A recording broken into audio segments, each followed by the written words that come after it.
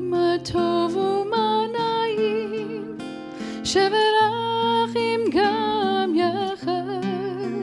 הנה מה טוב ומה נעים, שברחים גם יחד. הנה מה טוב ומה נעים, שברחים גם יחד. הנה מה טוב ומה נעים, שברחים גם יחד. הנה מה טוב ומה נעים, שברחים גם יחד. הנה מה טוב ומה נעים, שברחים גם יחד. הנה מה טוב ומה נעים, שברחים גם יחד. הנה מה טוב ומה נעים, שברחים גם יחד. שברחים גם יחד, שברחים גם יחד. Shabbat Shalom, everyone. Shabbat Shalom. It's wonderful to have you all here. It's wonderful to have the Lowry Schmid family here as we celebrate. We're excited for Mallory as she becomes a bat mitzvah this weekend. And it's an honor to have Representative Weinstein here as to be our speaker tonight. We will, here's the order of the evening so nobody gets too anxious. I always have to give people the order if they haven't eaten yet. So I'm going to let you know when you're having dinner. You'll have dinner by 7:30. It's not dinner here. You will have dinner. You won't have dinner here. You can have sweets here. Thank you, Kylie. Yeah, we're not promising dinner. Although if anybody wants to run out and pick something up, you're welcome to go do that. But we'll have our Shabbat service and slightly abbreviated, and then we'll spend about a half an hour in discussion with Representative Weinstein on the death penalty and on his time in our State House. And then he's offered to hang around for a few minutes afterwards if you want to share a dessert, not dinner, with him in the social hall. But we hope that you'll stay for that as well. So we'll begin with announcements, as we'll invite Linda Barr to share words of welcome and announcements with us. Shabbat Shalom. It's that time of year again. The days get shorter, the announcements get longer. So I want to welcome Representative Weinstein to our Social Action Shabbat. Welcome to Bruce Zake. Doesn't really need a welcome, but he's here. And all of our members of our Social Action Committee. And thank them for sponsoring the oneg. It's just dessert, if you hadn't got that yet. Tonight, also want to welcome as Rabbi did, the Schmid family, and looking forward to their, of course, special event tomorrow for the bat mitzvah of Mallory, who is the daughter of Maura Lowry and Tate Schmid. That's at 10:30 tomorrow morning. We have the second session of the LO Book Club discussing the Amen Effect by Rabbi Sharon Brous, and that will be Wednesday, September 11th. And okay, quiz time. Who knows what September 11th is in a positive aspect, not the negative, historical aspect? It's Rabbi's birthday. That's correct, okay? So, show up, because, there's nothing sadder than a guy that has a book club and no one shows up for his birthday, okay? So, don't want that to happen. Ruach Shabbat next Friday. RSVP for the pizza dinner. That's when we actually are feeding you. The library minyan next Saturday at 8:30 prior to the Torah study. And on September 15th, Sunday, We Sing is returning with Cantor Kathy at 10:30. Our congregant, Michael Levin, will be doing the Historical Roots of Anti-Semitism series, and that is starting September 18th at 6:30. So we hope that everyone will attend that too. And again, Shabbat Shalom, and thank you to Nick for being on the guitar tonight. So, Shabbat Shalom.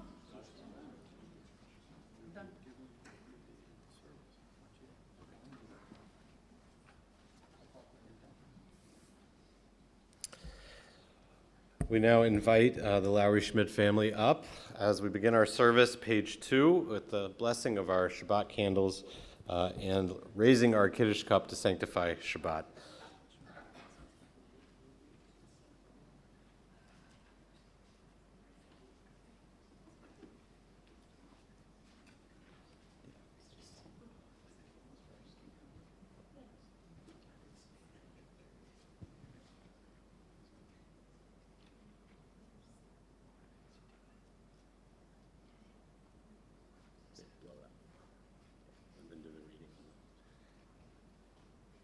Baruch atah Adonai Eloheinu melech haolam, asher kiddushanu b'mitzvotav v'tzivanu l'hadlik ner shel Shabbat.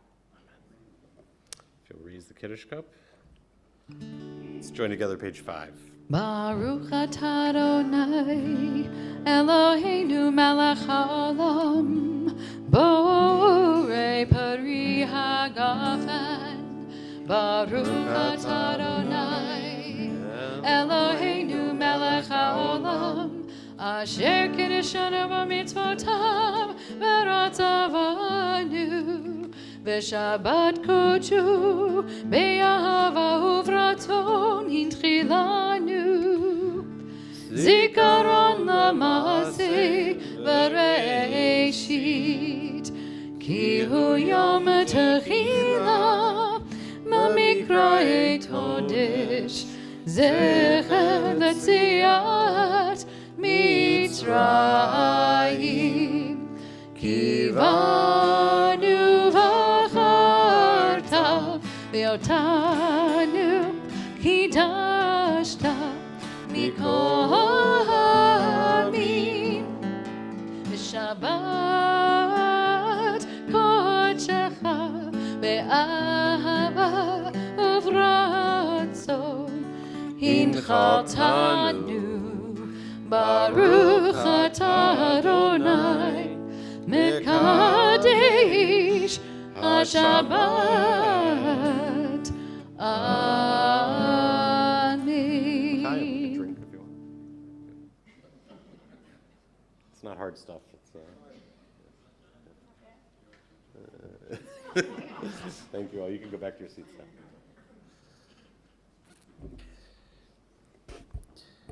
May the door of this synagogue be wide enough to receive all who hunger for love, all who are lonely for friendship. May it welcome all who have cares to unburden, thanks to express, and hopes to nurture. May the door of this synagogue be narrow enough to shut out pettiness and pride, envy and enmity. May its threshold be no stumbling block to young or straying feet. May it be too high to admit complacency, selfishness, and harshness.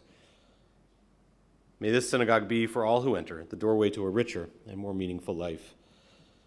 As we take this space that we are all in, and for those joining us from home, the space that you are in, and we make it our sanctuary for this evening as we begin Shabbat, with words that are not in our prayer book, but words that many of us know well, that we especially shared during the pandemic, to make whatever space we are in our sanctuary.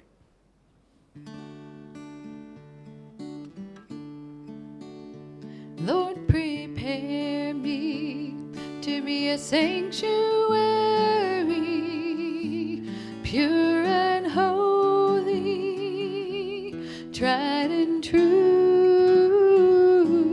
With thanksgiving, I'll be a living sanctuary for you. Ve'asuli mikdash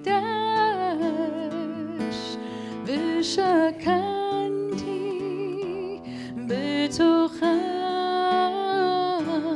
ve'anachnu nivarach yad me'ata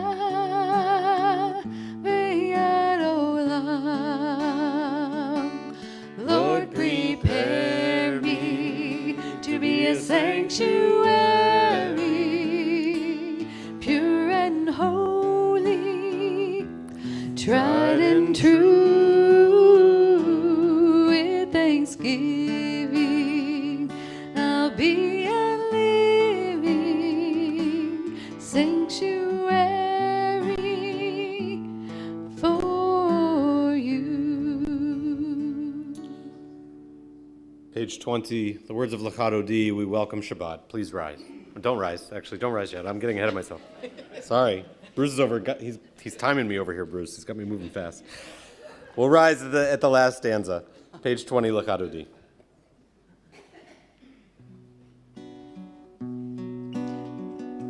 Put it up. Lechadodi likrat kala, Pnei Shabbat nekabela. Lechadodi likrat kala, Pnei Shabbat nekabela. Lechadodi likrat kala, Pnei Shabbat nekabela. Lechadodi likrat kala, Pnei Shabbat nekabela. Shavor v'zachor b'dibor echad, Hishmi'anu el hamiuchad, Adonai echad, Shemo echad, L'shemo tiferet v'litchila.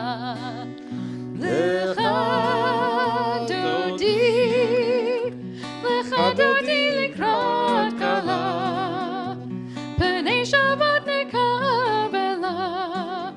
Lechadodi likrat kala, Pnei Shabbat nekabela. Verse 5.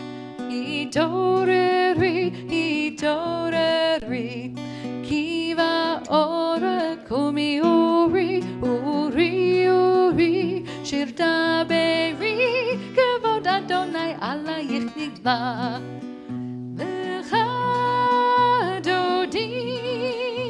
Lechadodi likrat kala, Pnei Shabbat nekabela.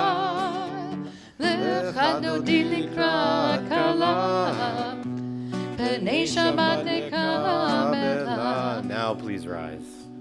Please rise and face the entrance to your home or to our sanctuary.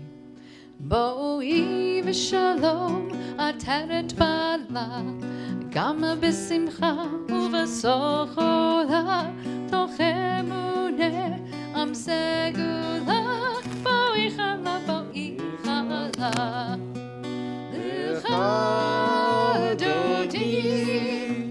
Lechadodi likrat kala, Pnei Shabbat nekabela. Lechadodi likrat kala, Pnei Shabbat nekabela. Remain standing. As we prepare for our Baruch Hu, we acknowledge what our week has been, whether it has been rushed, whether it's been too slow, whether we have stumbled or whether we've stood tall. We take this time to enter into Shabbat. Our call to worship is a call to each other, to be present as part of this community, to connect our voices to one another. We respond to our cantor leading us, page 28, as we face our ark.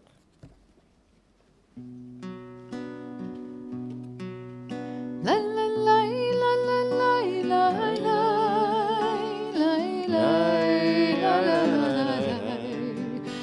la la la la la la la ya la la la.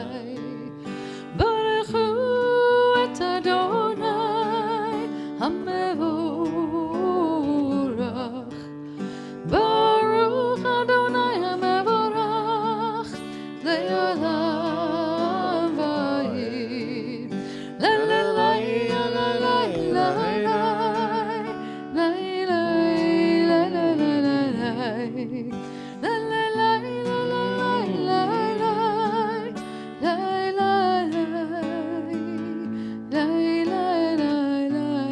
Page 31.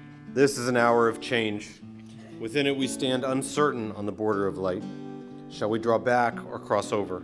Where shall our hearts turn? Shall we draw back, my brother, my sister, or cross over? For this is the hour of change, and within it we stand here quietly on the border of light. What lies before us? Shall we draw back, my brother, my sister, or cross over? Baruch atah Adonai Hamari Varavi. Page 33. as you taught Torah to those whose names I bear. Teach me Torah too.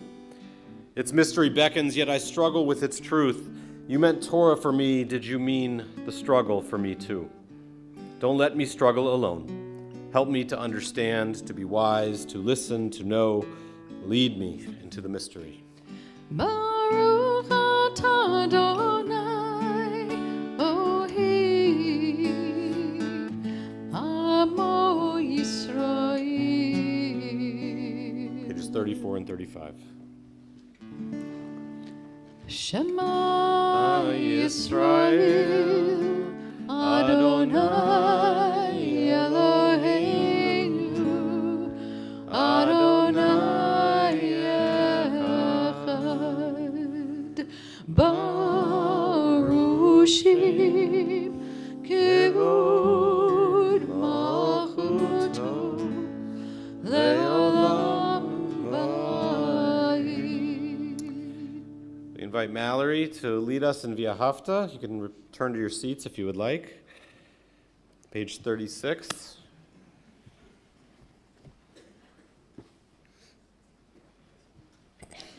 Please join with her. ואהבת את אדוני אלוהיך בכל אוהב ובכל נפשך ובכל מאודך והיו הדברים האלה אשר אנוכי מצווך היום על לבביך ושמעתם לבניך ודיברת בם בשבתך בביתך ולכתך בדרך ושבך ובקומך ושרתם להיות על ידיך והיו לטוטפות בין עיניך ותתם על מזוזות ביתך ובשעריך למען תזכרו ועשיתם את כל מצוותיו ואתם קדושים לאלוהיהם אני אדוני אלוהיהם אשר הוצאתי אתכם מארץ מצרים להיות להם לאלוהים אני אדוני אלוהיהם.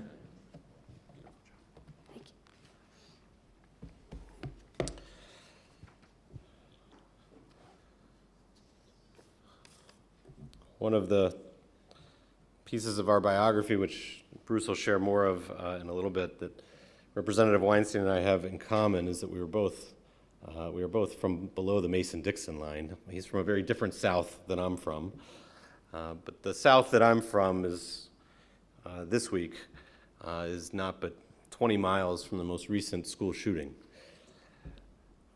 and so it can feel far away, and yet it's still close. We know that perhaps we get too comfortable feeling that spaces that shouldn't have shootings are now having shootings. In the Jewish world, we perhaps have become jarred too often and maybe have also become too comfortable with violence in places that we hold as holy. And so we always look forward, hoping that when we reach a place that it seems like there is no answer, there is no way in which there can be any other future, we come to the words of Micha Mocha, a place in our people's story in which they came to what they thought was the end of the road, and they said, there is nowhere else to go, and our tradition says, there's still a path forward. There's a way, if we walk forward, to do miraculous things, things that you would say, it's not possible to solve this problem, to split a sea and get to the other side. We share the words of Micha Mocha to remind ourselves that we've done it time and time again. Page 40, we share these words from the book of Exodus to remind us that even when we feel as though there is nowhere else to walk, we have always been a people who keep walking. Page 40.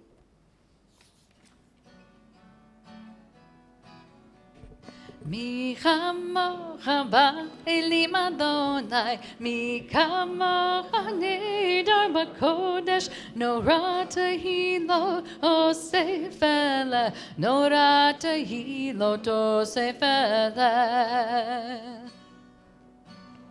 Malchutecha ra'u vanecha, bokei hayam lifnei Moshe. Ze'elianu ve'amaru, Ze'elianu ve'amaru, Adonai yimloch le'olam va'ed, Adonai yimloch le'olam va'ed. Mi chamocha ba'elim Adonai, mi kamocha nidar b'kodesh, nora tehilot osef eleh, nora tehilot osef eleh. Let there be love and understanding among us. Let peace and friendship be our shelter from life's storms. Page 42, Hashkivenu.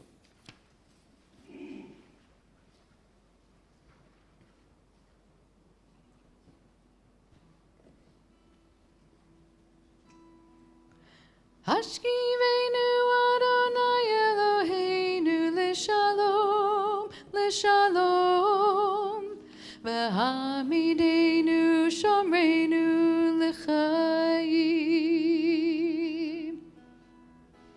Ufros aleinu sukat shlomecha, fros aleinu sukat shlomecha.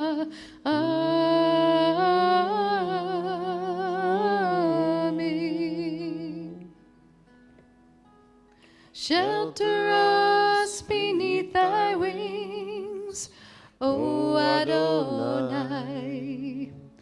Guard us from all harmful things, O Adonai. Keep us safe throughout the night, till we wake with morning's light.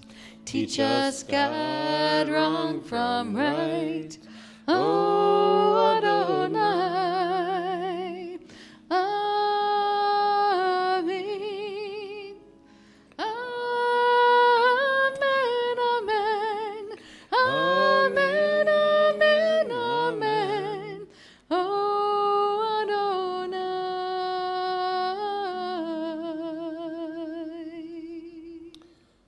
Page 46, we turn to our most personal prayers, our Amidah. Please rise. Adonai, sifatai tiftach, ufi yagid hilatecha. Adonai, open up my lips, that my mouth may declare your praise. Baruch atah Adonai, Eloheinu v'Elohei avotenu v'imotenu, Elohei Avraham, Elohei Yitzhak, Elohei Yaakov, Elohei Sarah, Elohei Rivka, Elohei Rachel, Elohei Leah, Ha'el Hagadol Hagibor v'Hanorah, El Elyon, Gomel Chasadim Tovim, V'Konei Hakol, V'Zocher Chastei Avot V'Imahot, Umevi geula lifnei v'neihem, Lama'an shemo be'ahava, Melech ozer u'moshia u'magen, Baruch atah Adonai, Magen Avraham v'ezrat Sarah, Atah gibor le'olam Adonai, Mechayeh hakol atah Rab le'hoshia, Morid hatal, Mechokel chayim bechesed, Mechayeh hakol berachamim rabim, Somech noflim berofech olim, Umatir asurim, Umekayem emunato, Lishenei afar, Michamocha ba'gevurot, Umidam elach, Melech Memid Umechayeh Umatzmiach Yeshua Vene'eman Ata L'chayot HaKol Baruch Ata Adonai Mechayeh HaKol. Ata kadosh, v'shimcha kadosh, u'kdoshim b'chol yom yahalalucha sela, baruch ata Adonai, ha'el hakadosh. Please be seated as we begin to invite members of our Social Action Committee to share prayers and readings with us. We'll begin by inviting Marty Belsky to our bima to share a prayer for our congregation.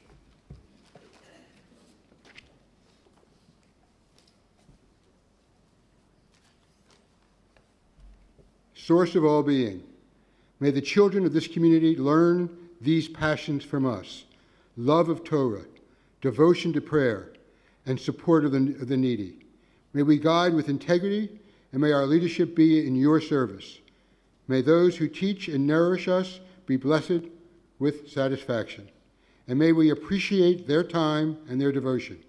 Bless us with the fruits of wisdom and understanding, and may our efforts bring fulfillment and joy.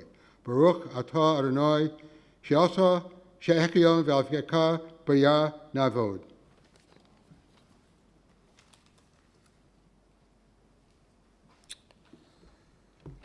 Invite Elaine Cohen and Bruce Folkerth. Come on up.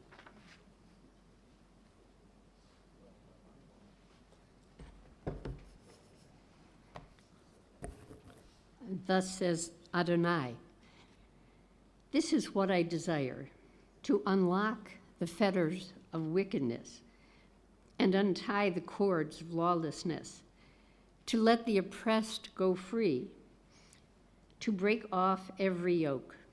Share your bread with the hungry, and take the wretched poor into your home. When you see the naked, give clothing, and do not ignore your own kin. If you banish the yoke from your midst, the menacing hand, the evil speech, if you offer compassion to the hungry and satisfy the famished creature, then your light shall shine in the darkness.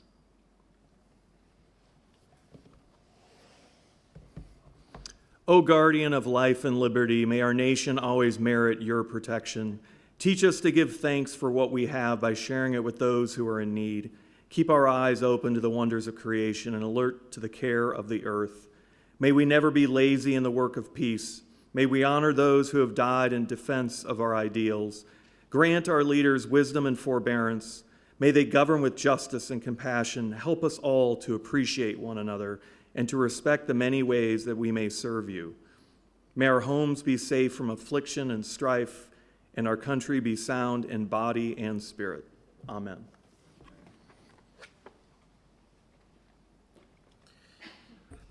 Invite Jim Levin to share our prayer for the state of Israel.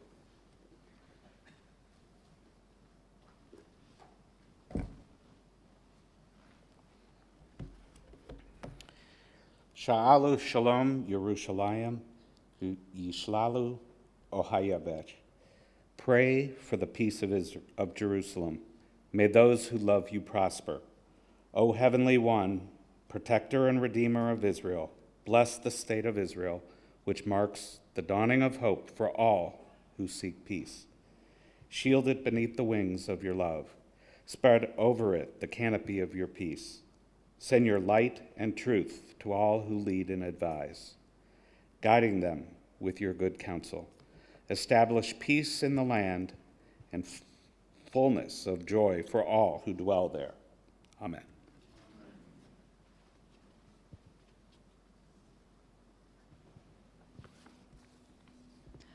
Olam chesed yibani, la la la la la la la la.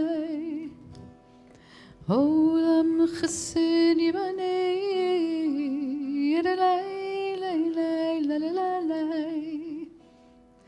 Olam chesed yibani, la la la la la la. Olam chesed yibani.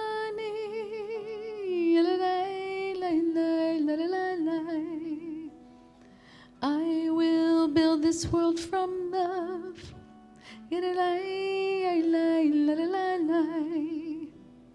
You must build this world from love.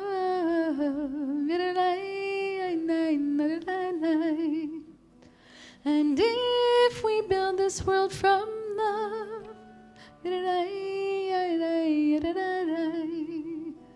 then God will build this world from love.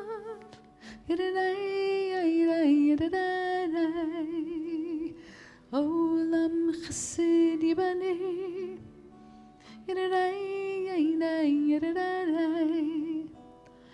Olam chesed yibane.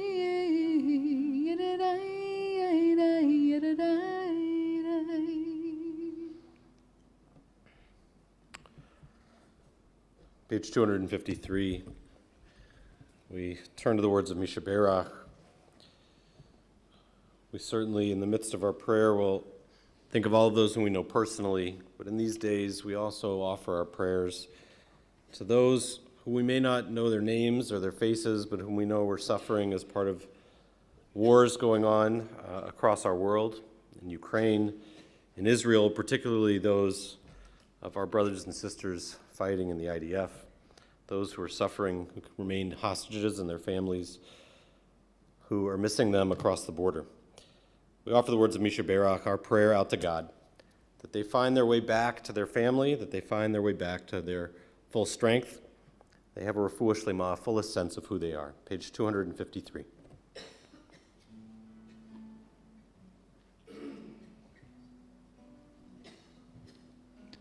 Misha Berach Avotenu Mekor HaBracha Leimotenu. May the source of strength, who bless the ones before us, help us find the courage to make our lives a blessing, and let us say Amen. If there are names you'd like to share, please share them as we look around the room.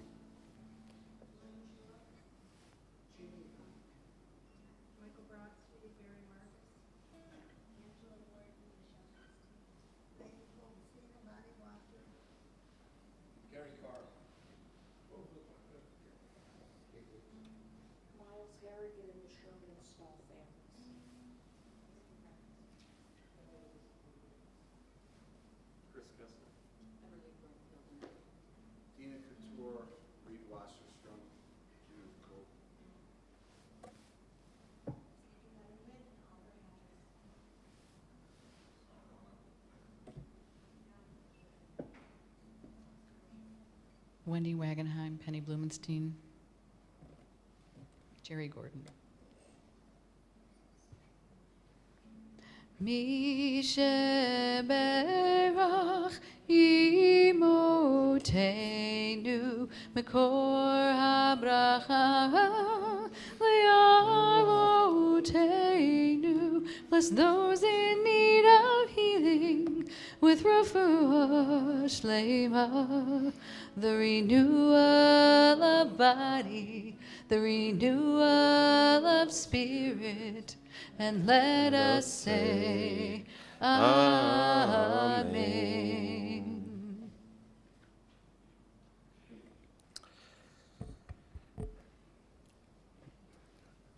As I shared in our weekly email, this past week, the loss of the 6 hostages seemed to hit harder than perhaps one might think. In some ways, I felt it was a deeper punch to the gut than even October 7th, because we weren't prepared for October 7th. And so we spent a few days in shock. But the shock has worn off now, and so we've just been holding our breath that people survive.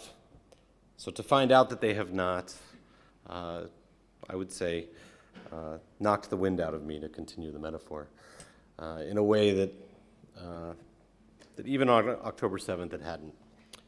And so we add their names, we'll share their names first this evening, of Ori Danino, Carmel Gatz, Hirsch Goldberg Poland, Alexander Labanov, Almang Sarusi, and Eden Yerushalmi, along with those that we've lost in our own congregation in these past weeks, Lisbeth Radwani and Helen Berdohan. We share their names as we remember those that we lost at this time in years past.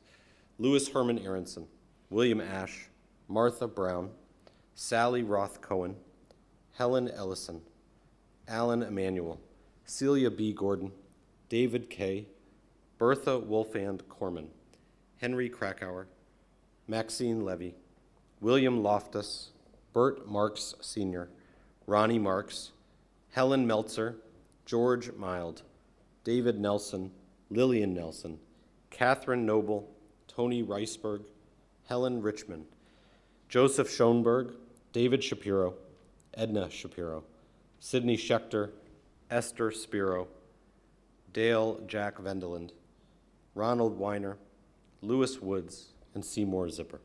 If there are names I mispronounced or names you'd like to add, please share them. My sister just poked me in the ribs. Asked me to correct you. Please. Radwani, thank you.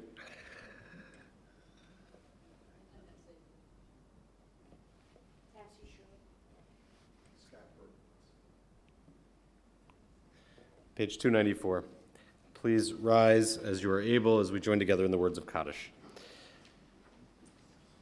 Yit Gadal V'Yit Kadash Shemei Rabbah B'Alma Divrach Hirutei V'Yamlich Malchutei B'Chayechon Uv'Yomechon Uv'Chayei Dechol Beit Yisrael B'Agala U'Bizman Kari Vimru Amen Yehei Shmei Rabbah Mevarach Le'olam Olmei Almaya Yit Barak V'Yish Tabak V'Yit Pa'ar V'Yit Romam V'Yit Naseh V'Yit Adar V'Yit Alev V'Yit Alal Shemei Dekudesha Barichu Le'ela Min Kol Birchata V'Shirata Tush Bechata V'Nechamata Damiran Be'alma V'Imru Amen Yehei Shlama Rabba Min Shemaya V'Chaim Aleinu V'Al Kol Yisrael V'Imru Amen Osei Shalom B'Mromav Hu Ya'aseh Shalom Aleinu V'Al Kol Yisrael V'Imru Amen. Having connected with those that we've loved and lost, we invite you, if you would like, to connect with those around you as we bless each other with the words of the priests. May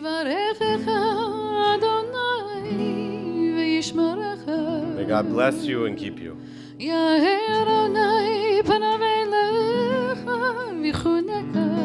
God's presence be with you and be gracious unto you.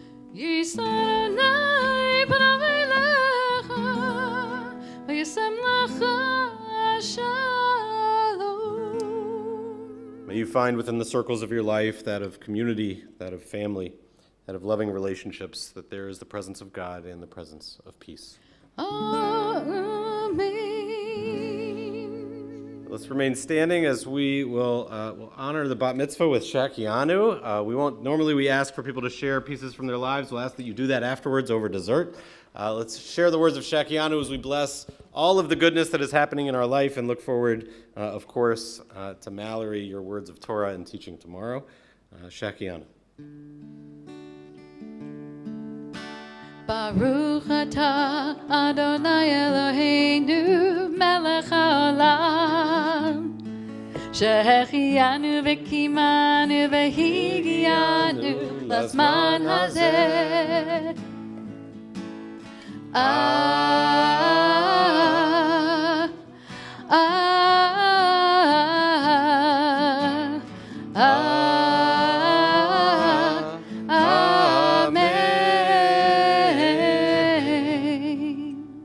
Please be seated.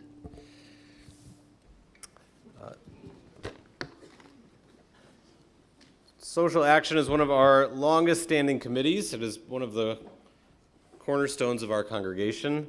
And at the end of the email address that sits at that cornerstone is Bruce Zake. Bruce is not only the chair of our Social Action Committee, but he is the nudge, the one that gets people to come to meetings and to keep talking and to follow up on the projects.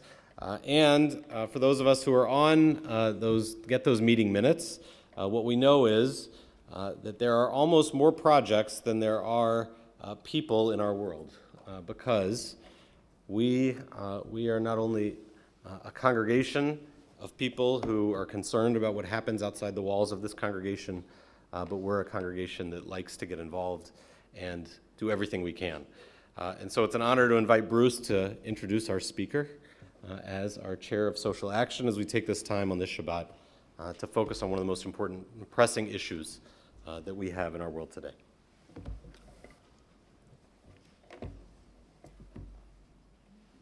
He was only about 9 minutes off. I know. So it's okay.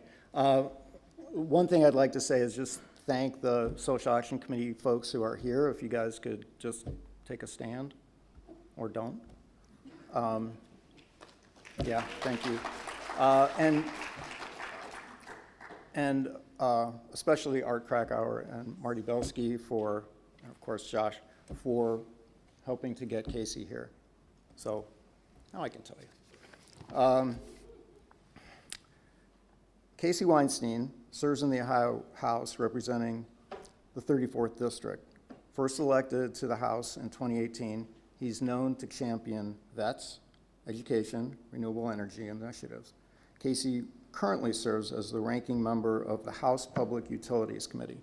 In 2020, Governor DeWine appointed Casey to serve on the state's Holocaust and Genocide Memorial Education Commission. He's currently running for a seat in the Ohio Senate. Before his election to the Ohio House, Casey served as a Hudson City Councilman from 2016 to 19. He graduated in 2004 from the Air Force Academy and served as the active Deputy Chief of Information Assurance at the Space and Missile Systems Center in LA. That's a long title. I'm just saying. He also served as the officer in charge of maintenance support at Wright-Patt Air Force Base in Dayton. In 2007, he earned his MBA from the Fisher College of Business at OSU. While in Dayton, he was recognized as a top 40 under 40 community leader and has more recently been recognized as one of the 30 of the future by the Greater Akron Chamber. Casey is the director of ServiceNow, an information tech firm where he manages a team responsible for business development, sales, and account management activities for the DoD, including the Air Force and the U.S. Space Force. Casey and his wife, Amanda, an economics professor at the University of Akron, and his Air Force classmate, live in Hudson with their 3 children. Please welcome Ohio Representative Casey Weinstein.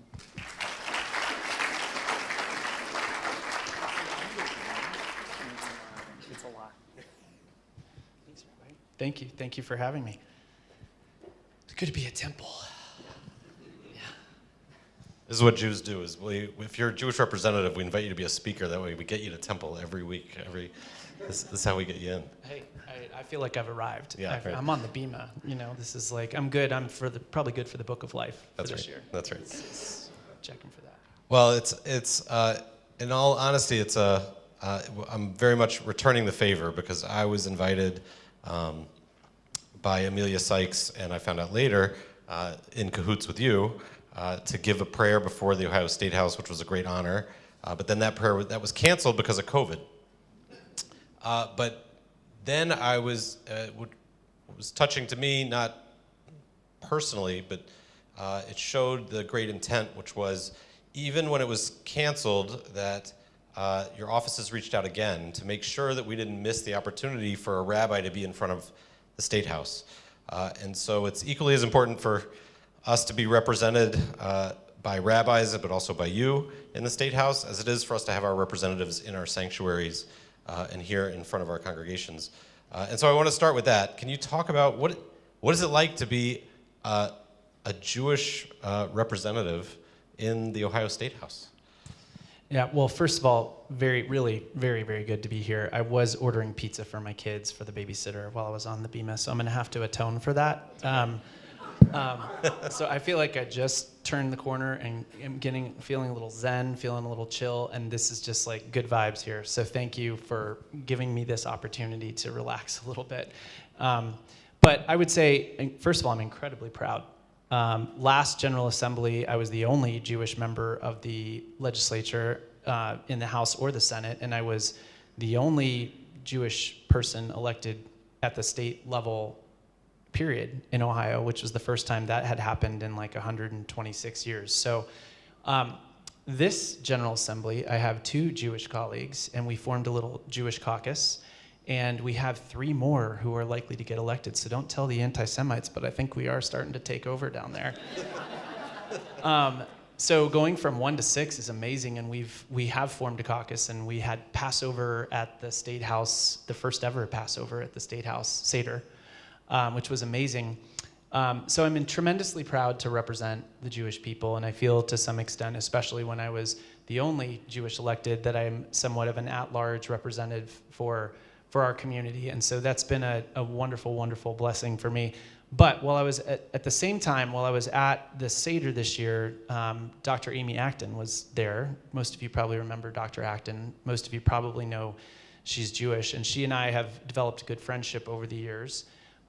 And we were sitting at Seder together, and she just brought up this protest that happened at my home a couple years ago now, where sort of at the end of the COVID period, a bunch of dudes in white trucks rolled up to my house on a Sunday and blocked our driveway for 3 hours, waving anti-Semitic flags in an effort to make me be better, I guess were their words, to intimidate my family. And she brought that up, and she said, Casey, the first time protesters came to my house was the day after Governor DeWine mentioned her matzo ball soup in one of their Wine with DeWine and Amy Acton briefings. The very next day, they were at her house. So I feel like, although I'm pretty combative sometimes in terms of how I message and how when I fight for causes and people that I serve and causes that I believe in, we get a little just extra attention being Jewish from people that we don't want it from. We're still the only 2 elected, well, she wasn't elected, but the only 2 who had these protests at our personal residence. So it just gives them another reason to hate or project and intimidate.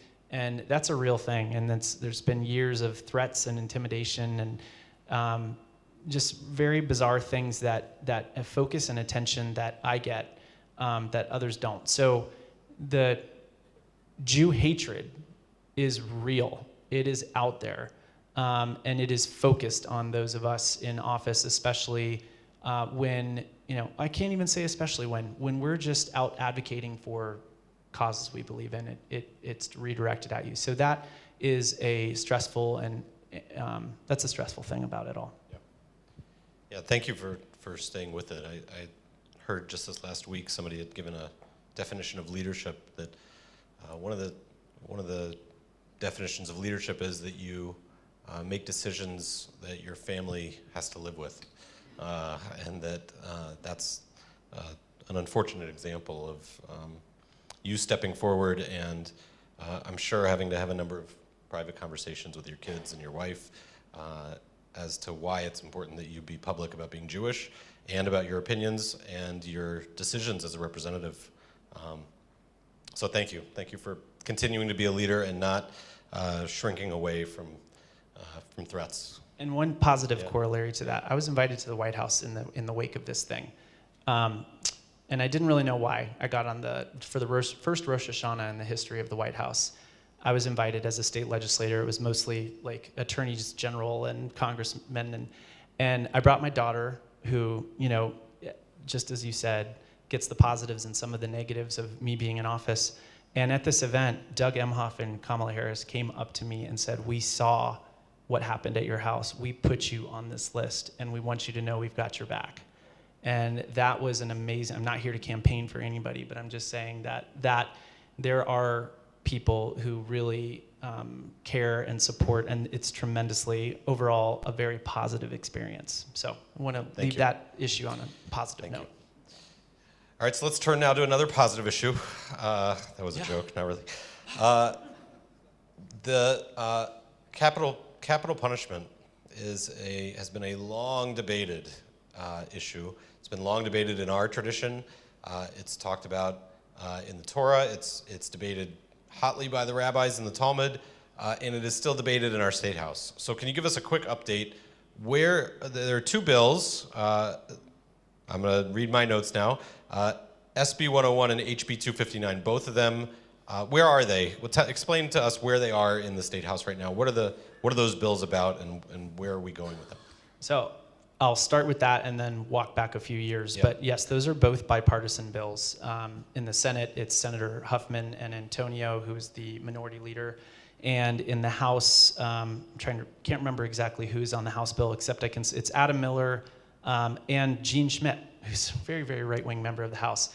But two bipartisan bills that I'm a co-sponsor of on the House side, one of them, currently in criminal justice committees on each side, with a good, healthy list of co-sponsors. So to start, this is an issue that has bills to abolish the death penalty in Ohio. So there is bipartisan support for this issue in both chambers, which is not something you can frequently say. Walking back about 10 years from 2014 to 2017, we had a series of botched executions. And what I mean by a botched execution in Ohio is the person died, but suffered along the way in a way that is not supposed to be part of the process of killing that person. So when Governor DeWine took office, I think to his credit, he put a moratorium on executions that has been in place since 2017. So for 5 years, although we have one of the largest death row slates in the nation, no one has been executed. There is another bill right now, and the reason for that is the manufacturers of these drugs have largely made them unavailable in the United States. And some of you may have heard in Alabama, they tried an alternative gas execution, and the person suffered for an extended period of time. And Jewish leaders at the time spoke out comparing that to death chambers in the Holocaust. If you are a death penalty supporter, I think most would say that the unusual pain and suffering should not be part of the process. So there is a bill in the Ohio House, two of my Republican colleagues, to authorize that execution method and to start killing people in Ohio using that method. But that bill is also in the same committee for hearings right now. Thank you. So one of the challenges that we know has come up is that it's hard to carry out the execution in a humane way. That's a part of what you're referencing. But going back from that, there's also been challenges raised about the people who end up on death row, that there's inequality in that system, that even the people that crimes are punished differently for different people, and that there's a lot of cries for the fact that it's an unfair system. Can you speak to why that is? That part of the bills that are being put forth, and is that a concern that you have? It's not directly a part of the bills, but to your point, your economics really largely dictates whether or not you're going to get the death penalty, at least in Ohio, I can speak for, and I assume in other states too. The structural inequality, starting early in life, kids start with the people who commit crimes overwhelmingly from economic disadvantaged areas, and I'm not excusing that. I'm just saying that is a structural inequality. The kid born in Hudson has a infinitesimally smaller chance of committing a crime than the kid born in the poorest parts of Akron, all in my district in the State House. So from one end to the other, a 15-minute drive. So those structural inequalities lead to who gets charged, we talked about who commits the crime, but then who gets charged for the crime, and then who gets the death penalty. And that to me is a deep unfairness embedded in the system, that when you take it to the other side and you look at, well, what about wrongful convictions? The Innocence Project, which is a Cincinnati-based organization, it's an Ohio-based organization, has overturned 11 wrongful convictions of people given the death penalty. 9 of them were black men, 9 of the 11 in Ohio. This is just in Ohio. Couple things. If there is one person who is wrongfully given the death penalty, I think that speaks to me that we can't have a system where even one person is wrongfully killed. And secondly, the disproportionate impact on black men, I think makes it uniquely unfair, and that alone shows that they are more likely to get convicted and then get the death penalty for committing those crimes. So that structural inequality really makes it a very dangerous and kind of scary big government overreach to me. So there's also the concern among some or many, we might say, that we need the death penalty as a threat or as a deterrent for people to commit crimes. And in the Jewish community in particular, in recent years, we've, for instance, with the shooting at the Tree of Life Synagogue, we've seen how this violence comes into our homes and our houses of worship, and how scary people can be parking outside your house. And the violence has touched us personally, and the Jewish community looks at some of these criminals and says these people should not be given any leniency. They should be punished to the top extent of the law. Is that a fair argument? Is that something that we should be entertaining?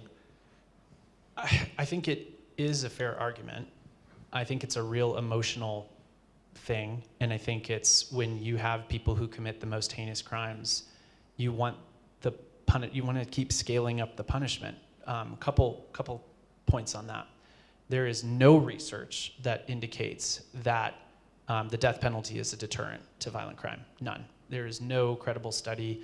And when my staff and I were preparing for tonight, I made sure of that. They do a good job of looking at credible resources, and it's not a deterrent. So if it's not a deterrent, then why are we doing it? And when it comes to the Tree of Life shooter, in cases like that, I want that person to spend the rest of their life in jail. To a certain extent, it almost feels like letting them off the hook to execute them, and that's it's a weird thing to say, and you may not agree with that, but I think they should spend the rest of their life in a maximum security prison. That, I think, is the appropriate punishment for somebody, notwithstanding any mental or whatever. I'm not a lawyer, but somebody with an intent to kill Jews should spend the rest of their life in jail for that. All right, so I'm gonna play Donahue now, of blessed memory, as I said to Casey. So we'll take a few questions. Was Donahue Jewish? I don't think so. Stage no, name, no. Donahue Steen? No? Oprah's Jewish. I think we should claim Oprah. Oprah's definitely Jewish. Oprah's definitely Jewish. So questions for the representative. I'll run around with the microphone. We have about 10 minutes. So if you have a question, raise your hand. If not, I'll ask the representative about his kids. We'll go to the back first. When these people have been given a life sentence, is there any way they could give back to society for what they've taken? Yeah, there are appeals built into the system. And so, again, I'm not a lawyer, but everybody should be entitled to their whatever appeals process comes with that. I think that when I was talking about the life sentence, I'm talking about, that's what I think they should have been given. And if generally the higher the sentence, the more appeals that you get. So with the death penalty, you get quite a few appeals, and even though we're not doing executions, we are still paying for all of that $17 million per year that Ohioans are paying just to have the death penalty on the books because of all of the appeals and the extra prosecutions and things like that. So there's a real economic cost here too. The individuals themselves, while they're serving this sentence, could they do anything to give back within the prison system? I think so. I think there are opportunities for that. I don't think I can really speak to that. A year ago, January, people were optimistic that this was going to be the year that it would happen. The governor seemed to be along with the idea. There was a movement in the Senate and the House. What happened? Legislation is ground to a halt in the State House this year. Actually, this entire General Assembly, it's been the most unproductive General Assembly in the history of our 135th. So this is the most unproductive, which actually is a good thing. We're doing no harm. But stuff has gotten ground up. I mean, it's just, we haven't been meeting. We haven't had committee hearings, and that's because there's a fight over who's going to be the Speaker of the House in the next General Assembly. So it's become very political. I can't speak to, I don't know that the governor has taken a formal position. He's halted executions. I don't think he has officially said, I am now for abolishing the death penalty. Not publicly. Although, in his defense, he's a pro-life guy, and he's very open about that. But, I've seen, even though I disagree on the reproductive rights side, I have seen in my 3 terms, which have matched up with his time as governor, that he has provided significant expansions for children, for families, through his budgets that we have passed. And now he's got a consistent pro-life position at the end of life for executions, and maybe in his mind and in my mind.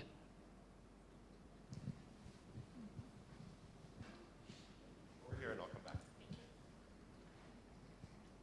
You're making the rabbi move. That's good. I know, it's good for me. Thank you for coming here tonight, Casey. We really appreciate it. Can you explain the ballot amendment that's on this fall? Citizens, not politicians. Explain what that is and what are the prospects for that amendment? Yeah, in the State House, let me just lay out the numbers. There are 99 reps. We're approximately a 55-45 state. That's not my guess. That's like literally if you take statewide races over the last 10 years and take a composite, it's about 10 points on the Republican side. But we are 67-32 in the State House. So that is a 28-seat swing, simply from where we should be with districts lining up with how Ohioans vote. Democrats do this, Republicans do this. And I can't officially endorse the Citizens Not Politicians constitutional amendment, but I can say that politicians should not pick their voters. They should not design their own districts. It creates weird and bad incentives, no matter your party, to keep you and your friends in office, and it should be much more about voters. This amendment would take that power completely from elected officials and completely empower citizens, a group of 21, 7 Republicans, 7 Democrats, 7 independents who cannot be affiliated with any political organization. This mirrors Colorado, Washington State, and Michigan, who have enacted this and gotten much more balanced districts as a result. And it's not just about getting more Democrats in office, it's about more districts like mine. I'm a Democrat in a Republican majority district. I'm the first Democrat ever in my district. I'm accountable because of that to the median voter in my district. I am not accountable to the far left or the far right. And in thousands of conversations over the years, I can't tell you how many people have told me, we just want people to be more accountable to the middle and to cut out the extremes. And so that's what this would do. It would create more fair and balanced districts where you've got a more even split between Democrats and Republicans, and therefore the political incentives are no longer just to win your primary and then coast in the general. It would be to win the general election. Great question. Hey, Casey. Leslie, hi. Hello there. It's one thing when people come to your driveway that are more or less strangers and are anti-Semitic, but how do you function when you're at the State House? How do you function with other representatives that are supporting anti-Semitic candidates or stands, and you have to work with them? How do you do It's that? very anxiety inducing, especially, and I'll tell you where this all goes down is in committees. And committees don't get a lot of the attention, but I'm on the higher ed committee, this General Assembly, and this is the committee where all the contentious stuff has come, this General Assembly. They've pulled it out of primary and they went to higher ed. And they put me in the front row, and that's where I sit. And so my colleagues come in with their legislation, like Jerry Serino pushing SB 83, which, in my mind, mandates teaching both sides of the Holocaust. And I asked him, and I'm like, he's right here, maybe 3 feet from me, and I'm like grilling this guy, asking him to defend his bill, which mandates both sides. You can't take a side in history. And I said, how would that play out, when teaching the Holocaust? And he said, well, you've got to teach both perspectives. You can't laugh the Holocaust denier out of the room. You got to hear that guy out. And I'm just like, it is tense because I get in these people's faces, let me tell you. But then I really physically feel it, and it's very draining. And then I see them everywhere all the time, very challenging. Senator Rogner, Christina Rogner, who is my state senator, actually went to the church that came to my house and did that protest and had kind of a role in like planning that thing. And so that was a real, and I have to see her once or twice a week, and I have to work with her on behalf of our shared constituents, and I don't handle those things really well. So it has been a real struggle to forge those relationships. That said, on the Holocaust and Genocide Committee, we've been able to find common ground, even with some pretty right-wing committee members there, and try to do some good. So I try to get my Tikkun Olam from the Holocaust and Genocide Committee and try to balance out that dark and negative side of my job and what I feel like I have to do with that positivity. Thanks for asking. In connection with the professor's question, there's been no action on HB 259 or SB 101 since last November 2023 was when either one of those bills had a hearing of any kind. All that's left, I guess, is the lame duck at the end of the year. So I guess my question is, are those two bills effectively dead, and should we just admit that they're dead and we have to start all over again in 2025, or is there any hope that anything will be done in the lame duck session with those bills? Thank you. Yeah, great question. Things move very, very fast in lame duck, and we typically go through the night. We had the longest session in Ohio General Assembly history last GA, went till 6 a.m., from 1 p.m. till 6 a.m. the next day. You're away for a while, then suddenly you're on the floor voting, and bills have all kinds of amendments. They call them Christmas tree. I call them, menorah bills. All kinds of stuff hanging on them. And it's possible they'll move, especially because they're bipartisan bills from members of leadership. It's possible, but if I would look to the month of November to see if there's any committee, after the election, if there's any committee activity on them to see. But things can get pulled up very quickly. It might be more likely in the next GA, which is Governor DeWine's last General Assembly, where he might really weigh in and if he feels strongly enough, help push it through.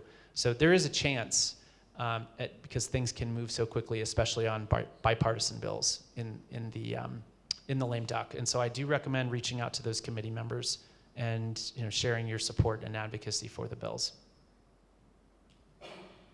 I heard this will be the last question.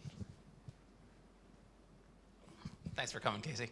Yeah. Can you speak to any of the districts in your district regarding release time for religious instruction and how that debate has been coming up a lot in some local school boards and how we can handle that in an optimal way? Yeah. So with the what's it called?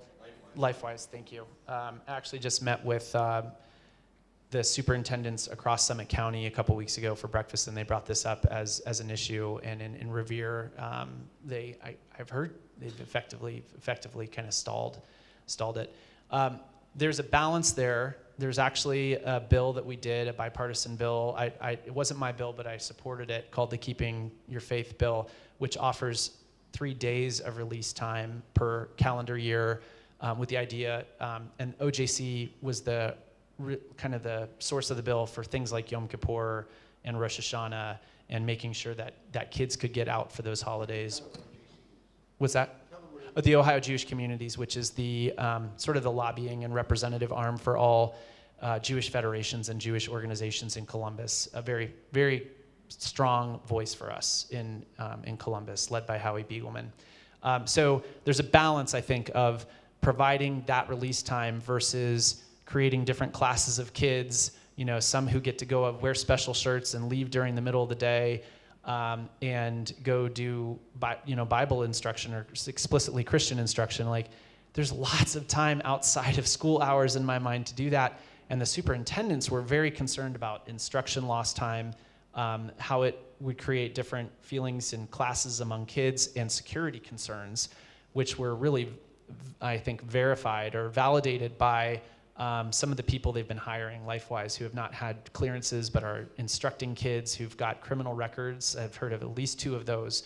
So I am not supportive of LifeWise, and the problem is in the state ORC, they're taking advantage of some language in both federal court cases and in the ORC, the Ohio Revised Code, that gives them the ability to do this during non-instruction times. So something that I've had a lot of outreach from superintendents and school board members that I'm trying to help them, and maybe you could really help us with this, if they don't want this in their district, to push that off. And I read an interesting article this week about this kind of thing getting pushed back, like the Oklahoma superintendent who's mandating Bible instruction in class.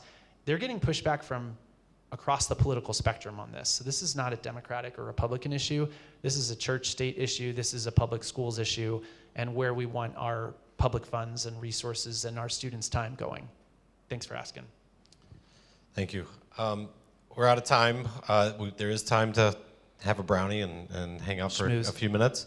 I want to, before we close with Motzi, I want to thank you by way of saying that we know that when you're a state representative, you also have a full-time job outside of that, and you're raising children actively, and you're running around the state doing all sorts of stuff, and you showed up here, which I say not lightly, because one of the pieces that's become most important to the Jewish community, especially in these last few years, is for people to see that we're here and to notice what our perspective is.